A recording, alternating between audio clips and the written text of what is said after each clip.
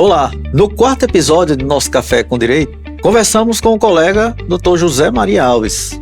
O Dr. José Maria, formado em Direito pela Universidade do Estado do Rio Grande do Norte, turma de 1983, com uma trajetória profissional marcada pela atuação jurídica no setor público e privado. Ao longo de sua carreira, exerceu funções junto à Procuradoria-Geral do Estado do Rio Grande do Norte, assessorando órgãos governamentais e municípios da região Oeste, além de atuar nas áreas da advocacia, consultoria e assessoria jurídica empresarial. Atualmente, integra a equipe de advogados da WE Empresarial.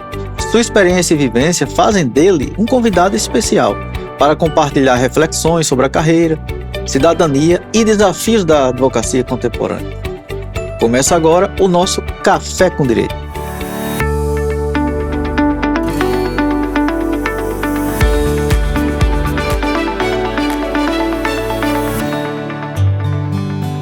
Eu gostaria de agradecer a presença do nosso ilustre colega Dr. Zé Maria Alves, bem como dos nossos internautas que estão aqui, nossos seguidores. E desde já, Dr. Zé Maria, passo a palavra também para os seus cumprimentos. Ô colega, amigos internautas, é um prazer muito grande, doutor Allen, estar aqui na sua frente, uma pessoa que nós temos uma consideração e uma atenção e um carinho muito grande, e estamos reunidos e trabalhando desde maio de 2023, e fiquei muito emocionado em o colega ter nos convidado para esse debate sobre os direitos do servidor público do Estado do Rio Grande do Norte, ou de um modo geral. Pelo que a gente verificou aí na apresentação, o Dr. Zé Maria é uma das autoridades aqui nessa área, né, no regime próprio de previdência social, e todos os dias nós aprendemos muito com ele. E falando nesse assunto, vamos começar aqui os nossos debates e nossos questionamentos. Doutor Zé Maria, muitos servidores desconhecem seus direitos, né? Eu gostaria que o doutor falasse quais são os direitos que são assim negligenciados pelo Estado, desleixados, né, deixados à míngua aí pelo Estado, e também pouco explorado no serviço público. Doutor Allen, na realidade, o problema maior, nós não devemos culpar apenas o servidor em si, mas também o ente público. Isso. Por quê? Porque muitas vezes o ente público esquece de informar, ou até desinteressadamente, ou até com pouco interesse, deixa de informar o direito que o servidor tem. E outras vezes o servidor também não se preocupa em saber quais são aqueles direitos primordiais que ele possui, né?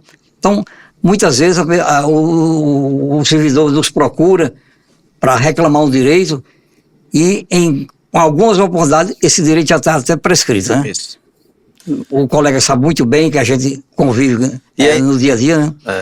E é interessante que o colega Zé Maria, ele tem costume de fazer um verdadeiro raio-x na ficha financeira, no contra-cheque do cliente, do servidor, e que às vezes, como o colega bem falou, deixa passar, como a gente diz numa linguagem latina, in albis, em branco, essa questão dos direitos que são retirados. E pasmem, e aí assim, a gente não está colocando nenhuma espécie de culpa. Exatamente. Para o servidor, às vezes é questão mesmo de desconhecimento que precisa ser informado, não é? Às vezes tem uma rubrica ou tem um direito, né? A exemplo da VPNI, que é vantagem pessoal nominalmente identificada, que simplesmente antiga gratificação especial de localização geográfica, que simplesmente após a aposentadoria, acontece na maioria das vezes após a aposentadoria, esse direito é retirado abruptamente, e o servidor, infelizmente, não se dá conta. Exatamente. Né? E um detalhe que o doutor Ali falou muito bem aí, essa questão da VPNI, que era a antiga gratificação especial de localização geográfica. Muitas vezes, o servidor precisa ser provocado, no bom sentido, pelo próprio advogado, consultando a ficha financeira dele. Lá está a rubrica 293, que é a gratificação especial de localização geográfica, hoje VPNI, e ele não sabe que tem, e por ocasião da aposentadoria ele foi retirada. Isso. Né?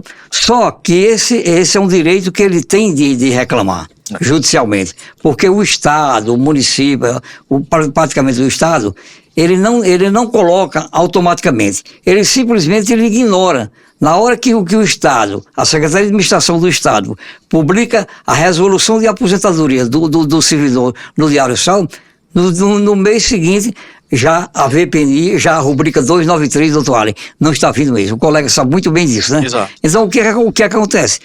Compete ao servidor, logo que ele tenha a sua aposentadoria concedida, ele vai lá no seu contra-cheque, ele vai lá na sua ficha financeira, para ver se aquela rubrica 293, ela permanece, ou se foi cortada simplesmente. Não é grande coisa, nem também é pouca coisa. É em torno de 930, 950 reais que faz falta, que faz falta para o servidor público do Estado do Rio Grande do Norte, né? Pronto, e vale... Só um detalhe, doutor, desculpe dizer, só um detalhe, é importante se lembrar que essa VPNI, ela é concedida apenas para o servidor da saúde. E ela é concedida para quem exerce as funções no interior. Ou seja, aqueles que estão em Natal e região metropolitana, eles não têm direito à VPNI. E pronto, a gente ia só reforçando essa questão do que seja, da definição da gratificação especial localização geográfica, e depois a gente passa para a VPNI. Essa gratificação, ela veio como incentivo de compensar os servidores públicos quando eles trabalham em local de difícil acesso, né? Exatamente. Então, o que acontece? Esses servidores públicos, vamos citar um exemplo da nossa cidade, Mossoró, que já foi um local de difícil acesso, já foi um local mais complicado de se trabalhar. No entanto, aí o senhor me pergunta, mas hoje não tem muito esse difícil acesso. No entanto, a gente está trabalhando com alguns direitos constitucionais que foram violados, né, a nível do direito adquirido e do ato jurídico perfeito. Que o direito que eu adquiri durante aquele trabalho de difícil acesso, que hoje não tem mais, no entanto, um dia teve. E o Estado, por conta e risco, ele não pode retirar esse direito, não pode reduzir. E aí vem outro princípio constitucional que chama-se irredutibilidade salarial, ou salário que não pode ser reduzido, não é? Então, assim, são algumas questões inconstitucionais que estão na Constituição que são violadas, e algumas questões legais, né, que falam justamente da abusividade desse direito, né? Não, exatamente, e complementando exatamente o que o doutor Alex está dizendo aí, está afirmando, essa questão do direito adquirido, simplesmente o ente público ele ignora. Ele simplesmente não vê aquela coisa, né? Ou seja, o servidor se aposenta, aquele direito que ele tinha lá, um direito adquirido, que tem outros que a gente vai no debate, nós vamos falar, simplesmente eles cortam. Eles eliminam do contra-cheque dos proventos do servidor. Sem aviso prévio. Sem aviso prévio, muito bem, sem aviso prévio. Isso, gente, doutor Allen e amigos telespectadores, isso é internautas, isso é um abuso, sabe? Isso é um poder abusivo na expressão da palavra. E o que me espanta e surpreende é que esse direito abusivo, ele está em curso, ele está contido na legislação. Exato. Na legislação municipal e na legislação estadual. No entanto, eles são assim abruptamente violados e o servidor fica a ver navios, né? E, doutor Allen, um detalhe bem interessante, já que nós somos um apaixonado pelo RPPS, Regime Próprio de Previdência Social, isso não acontece só em relação ao Estado do Rio Grande do Norte, não. Em relação aos municípios do Estado também do Rio Grande do Norte, acontece muito isso, né? Então, hoje nem todos os municípios, eu não tenho a estatística, mas o nosso querido professor lá, Rafael Rosa Romero, né? Que foi professor da nossa pós-graduação, ele enfatizava, ele trabalhava muito em cima da quantidade de municípios hoje do Estado do Rio Grande do Norte que ainda não tem o seu regime geral, o seu regime próprio de previdência social, né? Isso. Ainda estão vinculados à questão seletista, né? E é interessante só complementar que essa questão do RPPS, o regime próprio de previdência social, como o colega bem falou, eu não me recordo quantos regimes tem no Brasil, mas são vários. Então, tem cidades, por exemplo, a exemplo de Mossoró, nós temos a Previ Mossoró, Estado do Rio Grande do Norte, nós temos o Instituto de Previdência do Estado do Rio Grande do Norte, e tudo isso é uma legislação diferente, né? Então, o profissional da área que assim, tem clientes fora dessa região, por exemplo, a exemplo do estado da Paraíba, ele tem que se atualizar e estudar a legislação específica de lá. Exatamente. Nós estamos fazendo isso, inclusive, em relação ao Ceará, né? Ao estado do Ceará. Sim. Mas a gente estava falando, inclusive, essa questão de municípios e estado do Rio Grande do Norte, mas também, como eu falei anteriormente, não é o caso só do estado do Rio Grande do Norte, também dos municípios. Outros benefícios que a gente vai abordar aqui também, eles não são apresentados, eles não são mostrados para o servidor. Eles não são detalhados para o servidor. O servidor que vai procurar, e muitas vezes, com todo o respeito que eu tenho um respeito muito grande pelo servidor do estado do Rio Grande do Norte. Eu fui servidor também antes da aposentadoria, e o servidor público do estado do Rio Grande do Norte tem que procurar também, procurar cada vez mais os seus direitos, entendeu, doutor Allen? Doutor Zé Maria, existiria alguma diferença entre essas gratificações concedidas a nível de estado e município? A grande diferença, doutor Allen, é no que diz respeito àquela gratificação, ela que seja permanente e que seja incorporada aos proventos do servidor logo após a sua aposentadoria, como aquelas gratificações pro tempore, as provisórias, né? Sim. Por exemplo, no caso da VPNI, esse é o grande debate que nós estamos tendo diariamente lá no escritório, doutor. Essa questão da VPNI, a antiga gratificação de localização geográfica, muitos entendem, muitos julgadores entendem que era uma gratificação pro tempore, provisória. Provisória. E, inclusive, o próprio Estado do Rio Grande do Norte, quando vai fazer a sua contestação, eles dizem que é uma gratificação pro tempore, a gratificação é provisória. E ela não pode ser incorporada aos salários após a sua aposentadoria, né? Ou seja, praticamente as ações que se entra, qualquer colega nosso, qualquer ação que nós entramos, são julgadas procedentes a nível de Mossoró, no caso da VPNI, e quando o Estado entra com recurso para Natal, o acordo simplesmente é negando o recurso do Estado, né? Não? Negando provimento ao recurso do Estado, né? Isso significa dizer que nós ficamos vitoriosos a nível de primeiro grau, como também a nível de TJRN. E é interessante considerar que existe uma lei 333, a Lei Complementar Estadual, de 2006, que além da gratificação de localização geográfica, especial localização, ela instituiu o plano de carreira e remuneração. Né? Exatamente. E aí depois teve uma atualização, né?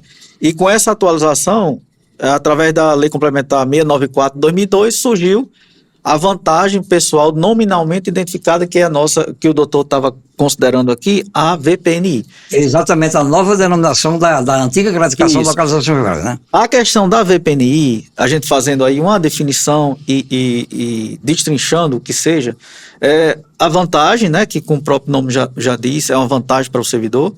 Pessoal, que é uma coisa personalíssima, individual, daquele servidor lá, que exerce a função em local inóspito. Essa VPNI, ela foi substituída, né?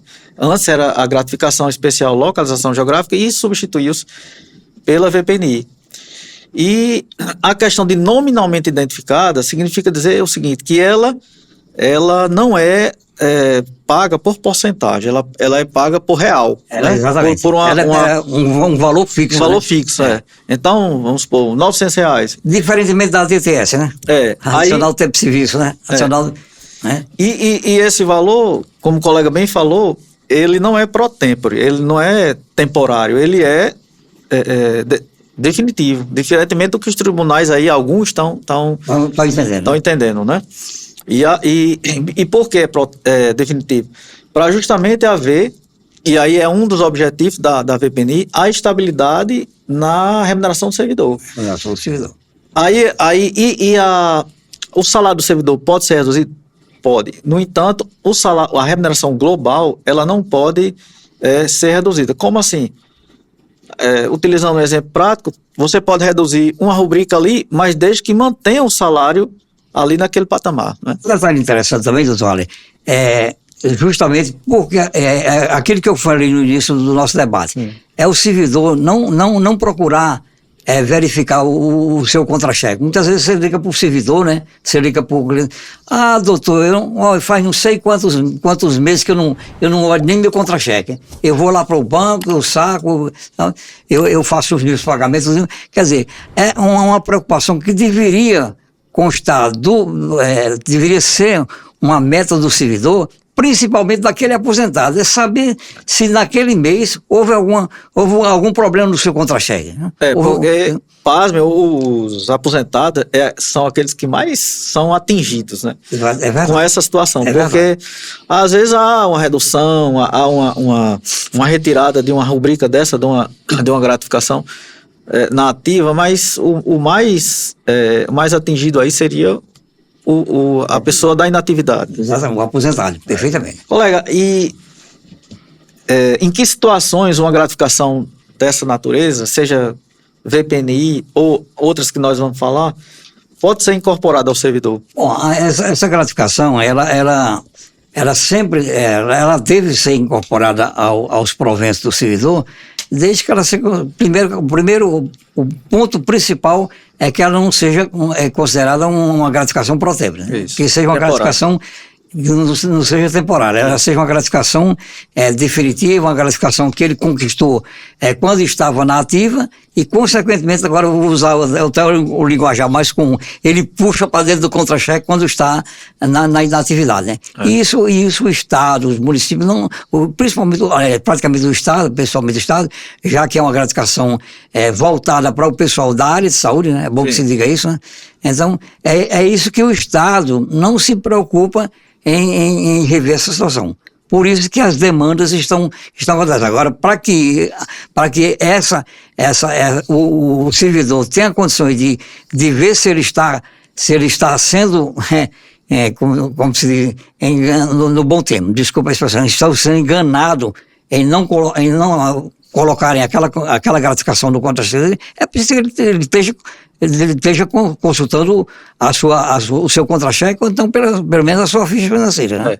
E é interessante que se diga que o colega falou aí nas profissões de saúde, profissional de saúde, essa lista ela não é exemplificativa, essa lista ela não se exaure assim num certo... Então, são tantos profissionais de saúde. Não, o profissional de saúde que exerce aquela função ou exercia ou tem aquele direito adquirido, ele faz jus, sim. Seja médico, seja odontólogo, seja enfermeiro, entendeu? Todos aqueles que estão aí em curso nessa e que têm direito a essa gratificação. Estão chegando algumas perguntas aqui dos nossos internautas. Algumas perguntas no sentido de que quais são os erros mais comuns cometidos pela administração pública na concessão ou no pagamento de gratificação? Eu acho que essa pergunta para o internauta, obrigado então pela atenção, né, pelo carinho, mas essa pergunta nós já fizemos alguma coisa, já relatamos alguma coisa quando falamos, né, a administração não informar o direito do servidor, né, até anotei aqui uma coisa, não provocar o servidor sobre os seus direitos, né, deixar o servidor sem requerer o seu direito e fazer com que ele não goste desse direito e haja prescrição, né? Isso. Por exemplo... prescrição é perda do direito. Perda do direito, exatamente. Por exemplo, não sei se já é o momento da gente entrar na questão da licença prêmio, mas já poderia até aproveitar essa pergunta do internauta para nós falarmos sobre a questão da licença prêmio, doutor Allen. O colega sabe muito bem, né, que, por exemplo, as licenças prêmios, quantas vezes o ente público, não é longe de mim qualquer crítica, mas é uma realidade. Por exemplo, no caso do município de Mossoró, o município de Mossoró tem uma dificuldade enorme de conceder licença-prêmio para os seus servidores. Por quê? Então, pronto, você completou 5 anos de efeito de serviço naquele período, você conseguiu ganhar um período de 5 anos, 90 dias para licença-prêmio. Não, mas vamos primeiro arranjar. Mas, doutor Alho, pelo amor de Deus, não existe isso. Já foi um direito adquirido. Não, vamos arranjar uma pessoa, porque você está numa função aqui no almoxarifado, eu tenho que arranjar uma pessoa para colocar no seu lugar para você... Aí não é responsabilidade do servidor que... Entendeu? Aí quer dizer, aí isso vai... Aí vem a velha expressão, quer dizer, o ente público vai empurrando com a barriga, enquanto isso o servidor termina o tempo dele, se aposenta e não consegue gozar as suas licenças-prêmio que ele tinha direito, né? Isso. A cada 5 anos, 90 dias, né? Isso é uma coisa que, contudo, eu bato muito nessa tecla. Eu sinceramente, eu estou pensando, era para ser feito isso em 2025, mas não foi possível. Agora, em 2026, eu vou ter uma briga muito séria, no bom sentido, com o município de Mossoró, sabe? Por conta dessa questão das licenças-prêmio, né? E assim, o servidor que descobre que deixou de receber alguma gratificação, ele teria direito de cobrar esse retroativos? Com certeza, desde que não houvesse a prescrição, né? É bom que se diga isso, né?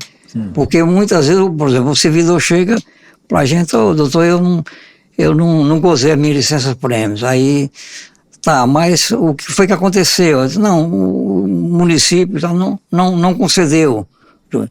Aí, tudo bem, vamos ver se ele vai ter direito a reclamar. Há um entendimento agora... Trato sucessivo, né? Ou seja, seria chamado trato sucessivo. Mas há um entendimento também de que as licenças-prêmios agora seriam concedidas apenas àquelas pessoas que foram admitidas no serviço público, o colega, né, sabe muito bem... Concurso público, né? Por concurso público, né? E não aqueles que entraram sem o concurso público, né? Ora, mas quem foi admitido há não sei quanto tempo atrás... Aí vem aquela questão do desrespeito e da transgressão o direito, a questão da Constituição Federal, né? Eu não estou falando nem nas leis específicas municipal e estadual, porque aí você está violando o direito adquirido, né? Exatamente. Então, antes da lei que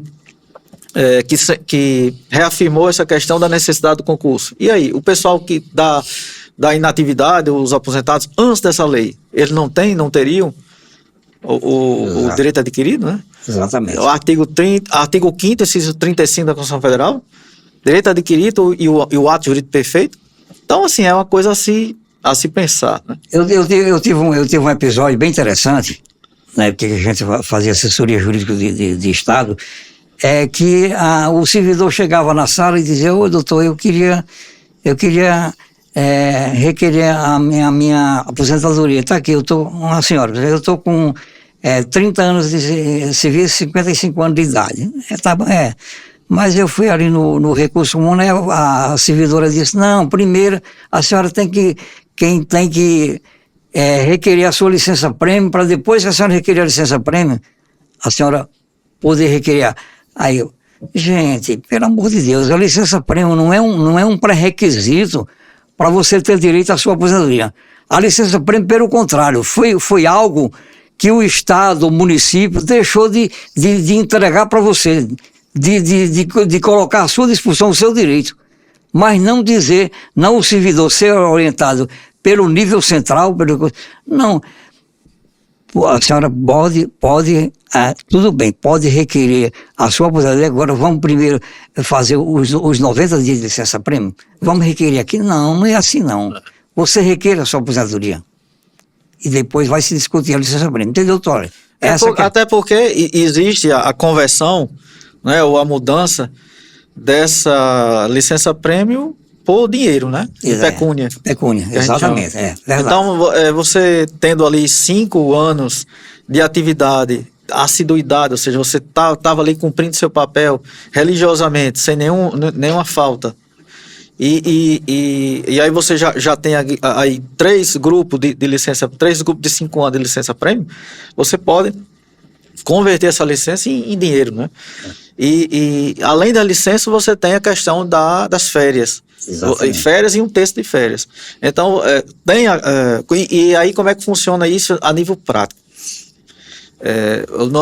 A nível prático, essa licença a nível salarial, elas são pelo salário líquido e as vantagens permanentes. Exatamente. Né? Aí você tem, por exemplo, você tem um salário de 10 mil, com a gratificação permanente aí, que não é temporária, de mais 5. Então, essa incorporação são 15. Então, esse grupo de 5 anos, o último salário e o último melhor salário, né? Você multiplica isso aí por 3. Então, a cada remuneração você vai ter aí, a cada licença nesse patamar aí, você vai ter 45 mil. Né? Já multiplicado, se tiver 3 licenças, é multiplicado por 3. Exatamente. E fora, se o Estado está lhe devendo férias e 1/3. Um detalhe também interessante é a questão da licença prêmio, por exemplo, quando você está ainda na ativa, né? Você está lá, pronto, chegou lá, requeriu sua licença prêmio, Diário Oficial publicou, então, você vai para casa, passa os 90 dias de braço cruzado e o dinheirinho caindo todo mês na sua conta do Banco Brasil, né? Interessante. Exato. Só que algumas pessoas, por exemplo, não, eu vou requerer uma licença para tratamento de saúde, quando poderia requerer a licença prêmio para ficar 90 dias descansando em casa, né? Pronto, e a questão da licença para tratamento de saúde, tem que tomar cuidado, porque é saber escolher se você quer remunerado ou não remunerado. Para tratamento de saúde, obviamente, o servidor escolhe remunerado.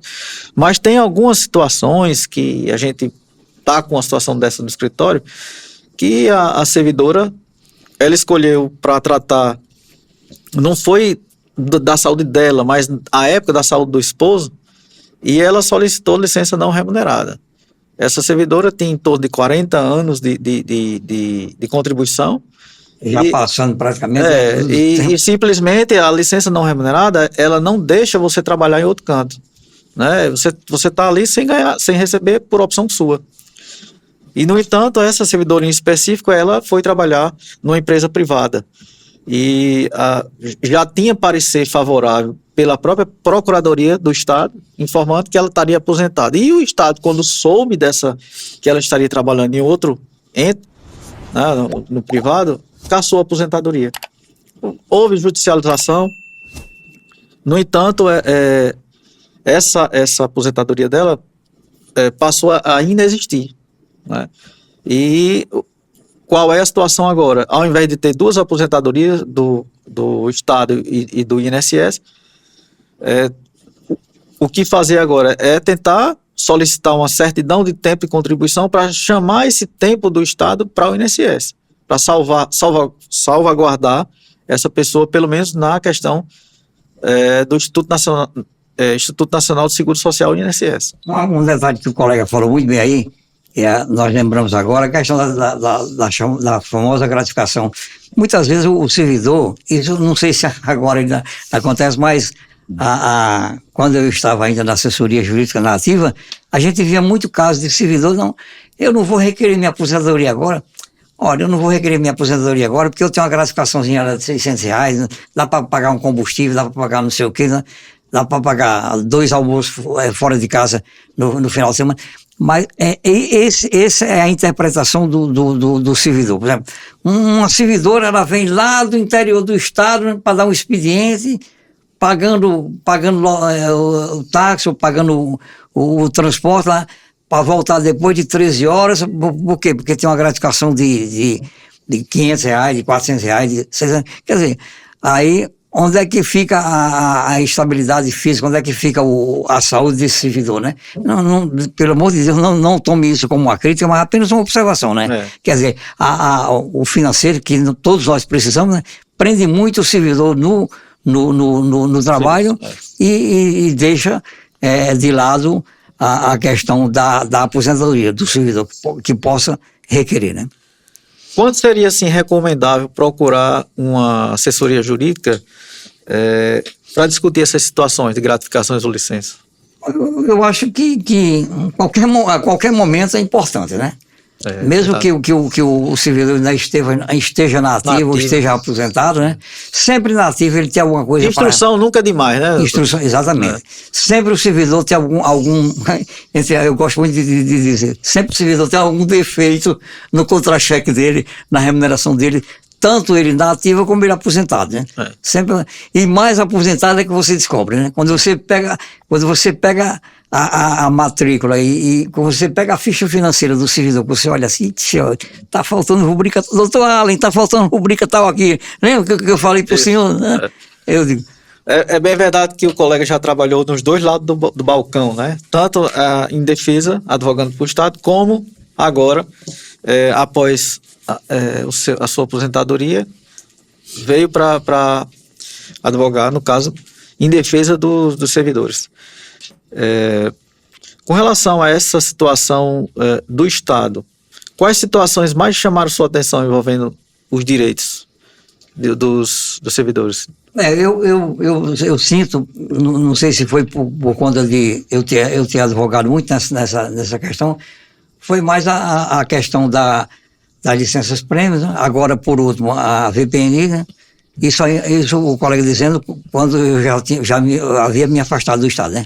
Não, naquele período que o senhor estava no Estado. Sim, naquele tempo que eu estava no Estado era praticamente muito parecido em cima de RS, requerimento de servidor, né? Sim. Então eram pareceres que o assessor dava, né?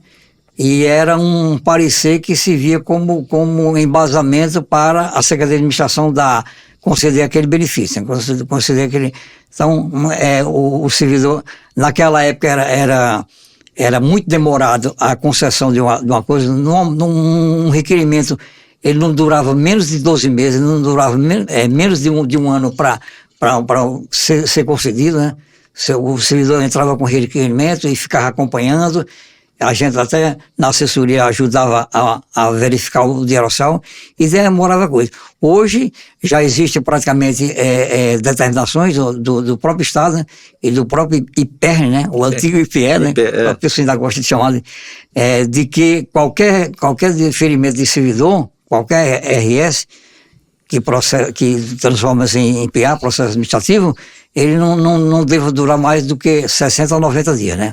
Para o prosseguimento desse processo e o deferimento final e o encaminhamento para a publicação no Diário Oficial, né? Pronto. Mas o grande problema na época era essa questão do tempo de duração para a publicação. A demora, né? A demora, exatamente. A gente dava o parecer, dava pelo diferimento, né? Pelo indeferimento, né? Certo. E ao mesmo tempo, e também uma coisa que também pesava muito era a questão da documentação, né? Prova documental, né?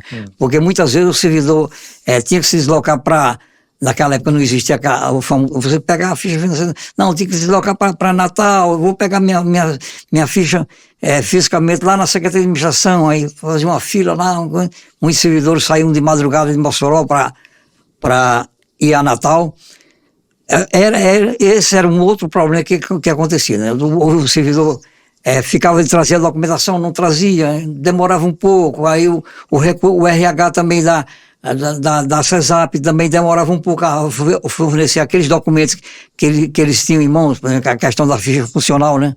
E, como o senhor falou aí, antigamente não tinha a virtualização, não tinha internet, né? Isso ficava bem, uma coisa meio que analógica e física, terminando, além da falta de conhecimento, né, dos servidores, que ainda deixa a desejar, tem a questão da ausência de praticidade, de celeridade.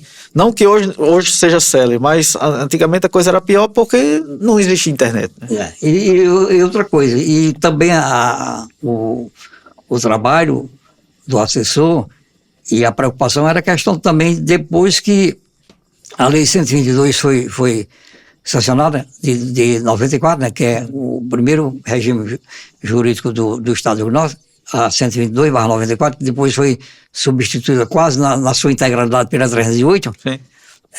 Então, antes era praticamente todo mundo como seletista, né? A partir de 94, julho de 94, mudou de seletista para estatutário, né? Sim. Então, a carteira profissional foi colocada de lado, deixou de lado lá, né? Então, muita coisa você ainda aproveitava da carteira profissional do servidor, principalmente quando era questão de incorporação do tempo civil. Não? Só para fazer um primeiro aparato aqui, nós já falamos sobre a gratificação especial de localização geográfica, que é aquele benefício que o servidor trabalhava em local de difícil acesso e direito já incorporado. Essa gratificação ela passou a ter um novo nome, né, que é vantagem... Nomenclatura, né? Nomenclatura pessoal nominalmente identificada, que praticamente é a mesma função, mais que uma terminologia, um nome mais específico. E agora nós estamos passando aí uma vista na licença prêmio.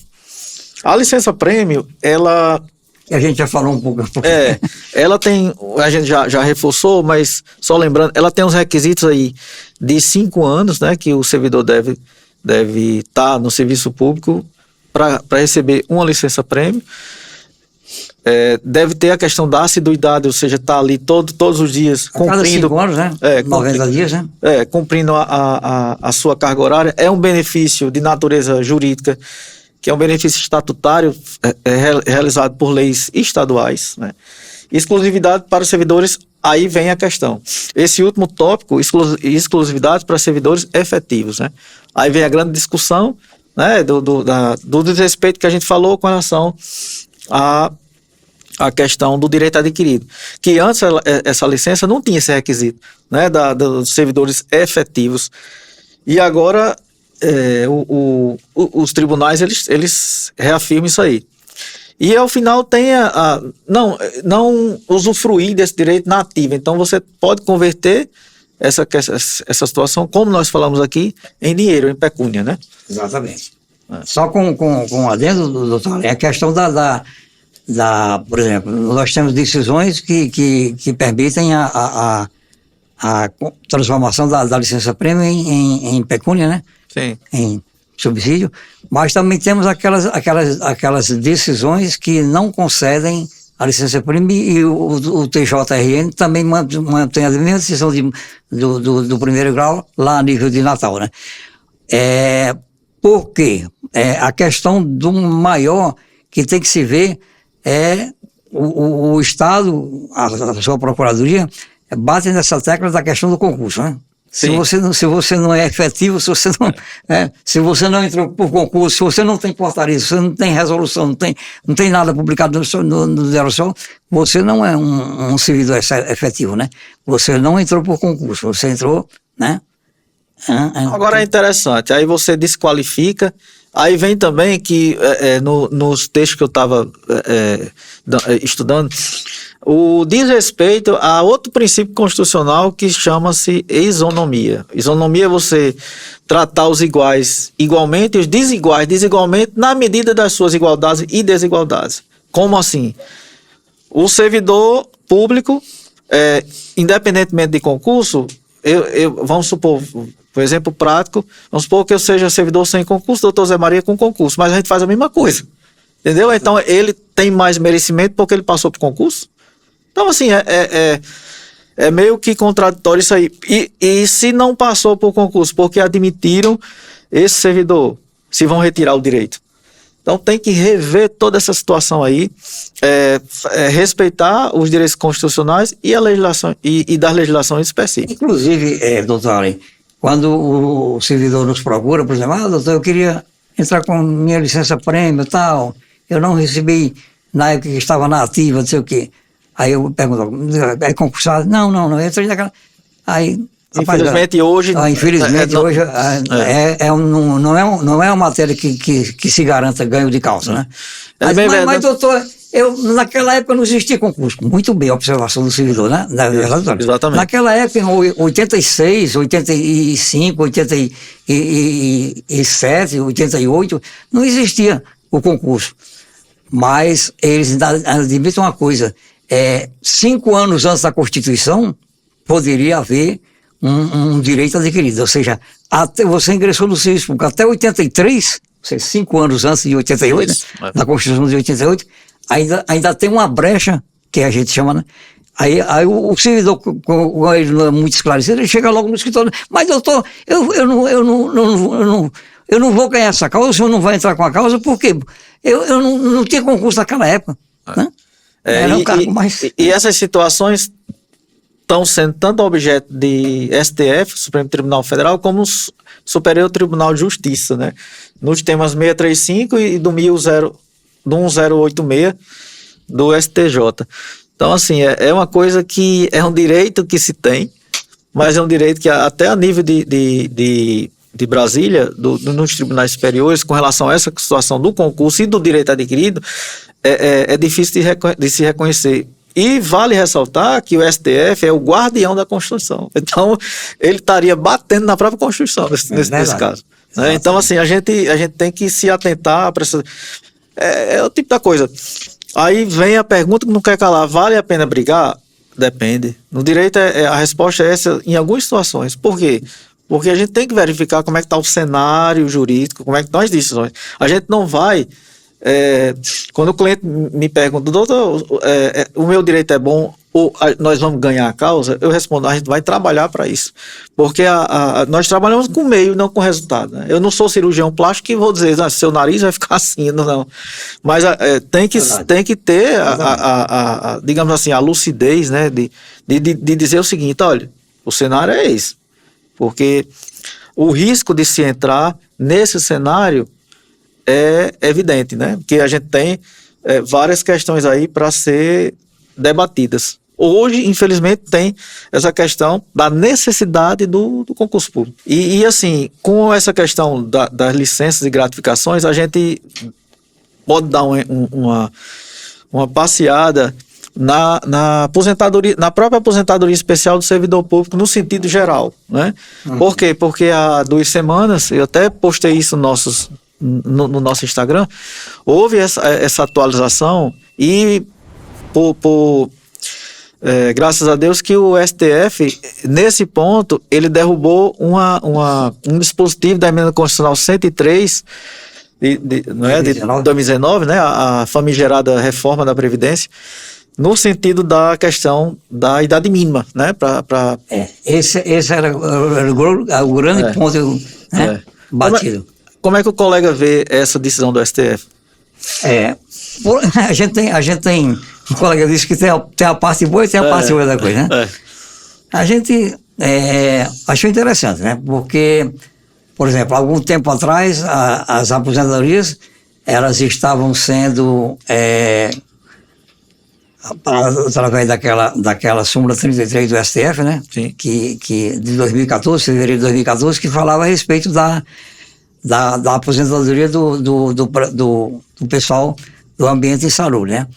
Você tinha que ter 60 anos de idade, né? E no máximo, aliás, no mínimo 25 de contribuição, né? Muitos médicos, muitos profissionais da área de saúde foram afastados, né? O termo entre aspas, foram afastados do seu ambiente de trabalho em um determinado período. Nós tivemos casos que nós afastamos o profissional em 2014 e a aposentadoria do profissional só foi publicada no Diário Oficial em 2017, portanto, 3 anos depois, né? Naquela época era assim, né? Agora aconteceu exatamente da questão da idade, não é verdade? Ou seja, a idade não vai pesar mais, mas sim apenas o tempo de permanência do ambiente de saúde, né? Exatamente. E assim, fazendo uma cronologia no tempo sobre essa questão da aposentadoria especial, a gente tem o seguinte, que existiu um decreto, o 83080 de 79 e o 5381 do regime militar de 64. Né? O que dizia esse decreto? Esses dois, que o servidor público, ele tinha direito à aposentadoria especial e isso aí mais levado para o regime geral de Previdência e INSS, se ele comprovar simplesmente no seu contra-cheque que recebia 30%, 20% de insalubridade, periculosidade ou penosidade. Né? Exatamente. E a Previdência viu que a coisa estava muito, entre aspas, boa para o servidor, e foi surgindo dificuldades, né?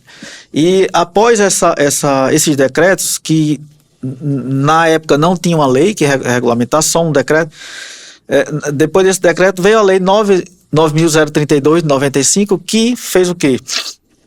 passou a exigir um laudo técnico pericial para que fizesse a comprovação de que o servidor trabalhava nessas atividades especiais, né? E não satisfeito com isso, em 6 de março de 97, surgiu o laudo técnico de condições ambientais de trabalho, né? Esse laudo técnico é para avaliar se o ambiente de trabalho era insalubre, perigoso ou penoso, né? Depois disso, chegou a vez do PPP, Perfil Profissiográfico Previdenciário, né? Em 2004. E qual a diferença do PPP para o LTCAT? Vamos lá. O LTCAT, ele verifica as condições do seu trabalho. Como eu falei, se o trabalho é insalubre, perigoso, você mexe com eletricidade, alguma coisa nesse sentido. Mas no ambiente de trabalho. E o perfil profissiográfico, a palavra profissiográfico, ela quer dizer o seguinte, no sentido, a sua profissão, se ela tem alguma relação com esses fatores aí especiais ligados à periculosidade, insalubridade e penosidade, né? Então, o PPP, ele avalia o aspecto pessoal, né, a minha profissão, e o LTCAT, o trabalho, o ambiente de trabalho. Aí, com isso, não tinha ainda a idade mínima, né? A partir dessa lei, até chegar dia 12 de novembro de 2019, com a reforma da Previdência, né, que aí passou a exigir 60 anos para 25 anos de contribuição, né? 58 anos de trabalho para 20 anos de contribuição e 55 anos para 15 anos de ambiente insalubre. Mínimo, médio e máximo. Exatamente. Os índices, né? Isso, os índices. Mínimo percentuais. Né? O leve, moderado e o grave, né? Aí esse debate, ele durou alguns anos, né? A reforma, como diz na linguagem popular, reinando, mas havia um burburinho aí no STF, em Brasília, e na semana retrasada surgiu, o STF derrubou, né, a questão da idade mínima. No entanto, vale ressaltar para os servidores, um alerta aqui, que essa idade mínima foi tirada, ótimo, mas você perde 40% do seu salário, né, se você se aposentar em período especial. Então, assim, é interessante auxílio de um profissional especializado para verificar se essa aposentadoria que tem qualquer idade e completou o tempo especial, vale a pena. Doutor, só abrindo um parênteses, inclusive, em relação a essa questão dessa perda que o colega falou aí, 40%, né? Aí assim, 40%, ela vai aumentar quando a mulher atinge mais de 15 anos, ela aumenta 2% a cada acréscimo de 16, 2%, 17 anos, mais 2%. E o homem, quando ultrapassa 20 anos de contribuição, aí vai aumentando. Isso vai ser uma discussão muito profunda, né, para nós advogados, visto? Que agora eu cito a questão quando eu falei há pouco tempo a respeito da súmula 33 do STF, né, quando foram concedidas a aposentadoria, só que houve um declínio após a aposentadoria em torno de 30% a 35% do salário do profissional. Aí, lembra que eu falava muito para o colega, ei colega, a emenda constitucional número 41, né? 2003. Aí o que acontece? Nós começamos o profissional da área de saúde reclamando tal, teve o seu salário. Aí eu vi que a emenda constitucional número 41 de 2003, ela fala que se você ingressou no serviço público antes da emenda constitucional, antes de 2003, muito importante, e se aposentou depois de 2003, o seu salário, os seus proventos têm que ser com paridade e integralidade. Paridade dos ativos. Isso. E 100% do seu salário. Exatamente. Nós conseguimos reverter essa situação em muitos casos, né? E hoje já existem até autores já com precatórios lá na divisão de precatórios. Essa questão que o colega levantou é muito importante, porque tudo não está perdido, né? Verdade. Existe aí as famosas brechas que a gente pode adentrar. O servidor que completou esse tempo antes dessa reforma, ele pode ter a questão da integralidade e paridade.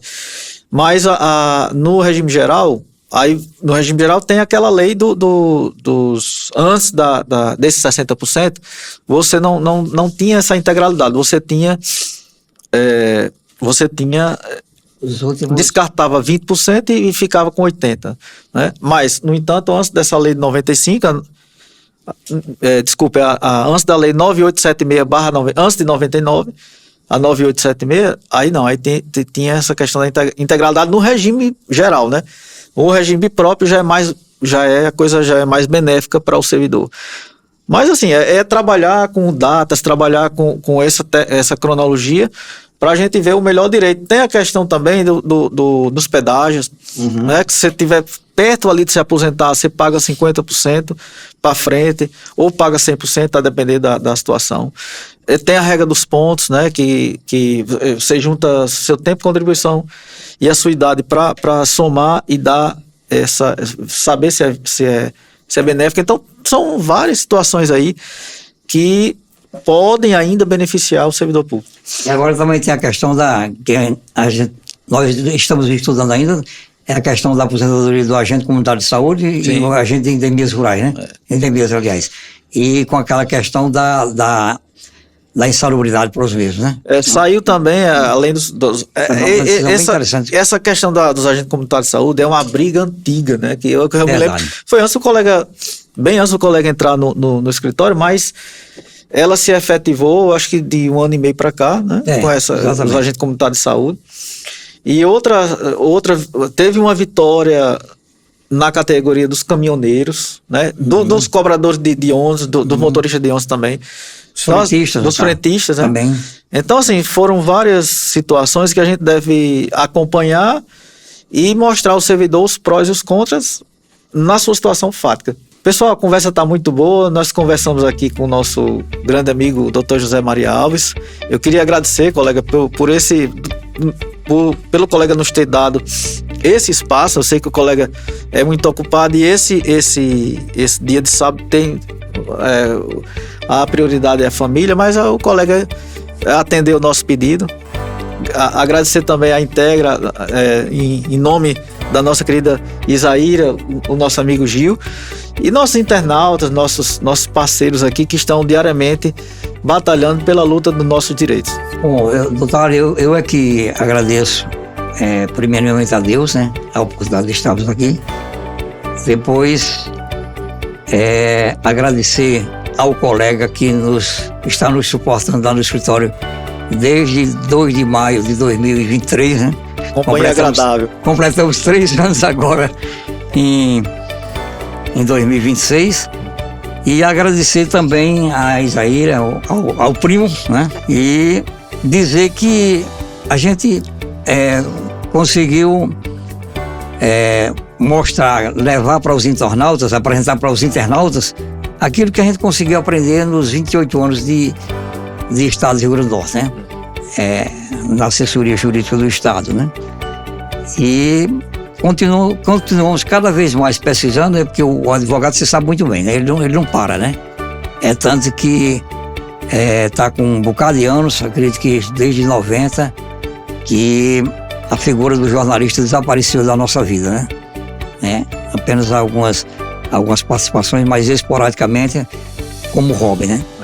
Então, eu quero agradecer ao colega Alan Medeiros por nos ter trazido aqui a esse local, parabenizar a colega Isaíra pela estrutura, pelo trabalho, né, que ela vem fazendo com tanta prestação de serviço, né, e a importância desse programa que para a comunidade jurídica, né, não só a nível de Natal, de Mossoró, Rio Grande do Norte, mas a nível nacional, né? Antes de concluir, eu queria parabenizar a todos os enamorados. Ontem foi o dia 12 de junho, né? Uhum. E em especial a minha esposa, Keliane. Nós temos aí, desde 2010, várias primaveras, e que Deus abençoe a todos. Finalizamos aqui o nosso 4º episódio de nosso Café com Direito.